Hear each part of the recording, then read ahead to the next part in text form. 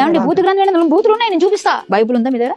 తీసుకురండి నా భగవద్గీత తీసుకొస్తా. వేరే వాళ్ళ గ్రంథాన్ని నేను ఎందుకంట? నేను గ్రంథాన్ని అన్నట్లు అందులో బూతులు ఉన్నాయి, అవి లేకపోతే దాన్ని ఏమంటారు చెప్పండి. ఇంకా మగోళ్ళు కూడా చదవలేరు, ఆడవాళ్ళు కాదు, మగోళ్ళు కూడా చదవలేరు. మర్చిపోయిన అదైతే మామిడి బాగా తెలుసు. ఓ అదైతే నాకు తెలుసు మేడం. తెలిస్తే లేదు చెప్పు.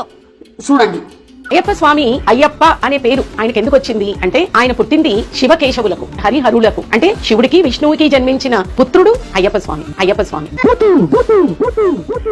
పూర్వకాలంలో విభంటక మహర్షి అని ఒక మహర్షి ఉండేవాడు. ఆయన చాలా కాలం తపస్సు చేసిన తర్వాత ఒకనాడు స్నానం చేయడం కోసమని ఒక సరోవరం దగ్గరికి వెళ్ళాడు. అక్కడ ఊర్వశి అలా వెళ్ళిపోతూ ఆయనకి దర్శనమిచ్చింది. ఆ ఊర్వశిని చూశారు. రేతస్థానము నుంచి కదిలినటువంటి వీర్యం సరోవరంలో పడింది. ఆ వీర్యాన్ని అక్కడికి వచ్చినటువంటి ఒక జింక పట్టి తాగింది.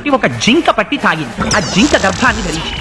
ఆ జింక కడుపులోంచి శిరస్సులో కొమ్మున్నటువంటి వాడు ఒక ఆయన పుట్టాడు. పుడుతూనే శిరస్సునందు కొమ్మున్నవాడు పుట్టాడు కాబట్టి ఆయనకి ఋష్యశృంగుడు అని పేరు పెట్టాడు.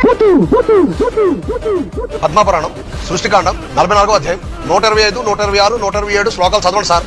శివుడు ఇలా పలికాను, ఓ అగ్ని, నేను పార్వతీదేవితో సెక్స్ చేస్తున్నప్పుడు నా వీర్యాన్ని ఆమె యోనిలో వదులుతుండగా నువ్వు చిలక రూపం ధరించి సడన్ గా వచ్చావు. సగం వీర్యం పార్వతీదేవి యోనిలో వదిలాను, మిగిలిన సగం అలాగే ఉంది. ఇప్పుడు నువ్వు వచ్చి నా వీర్యాన్ని త్రాగుము అని అగ్నిదేవుడితో శివుడు పలికాను. శివుడు తన వీర్యాన్ని అగ్నికి తాపించాడు. అగ్నిదేవుడు శివుని యొక్క మిగిలిన వీర్యాన్ని తాగాడు.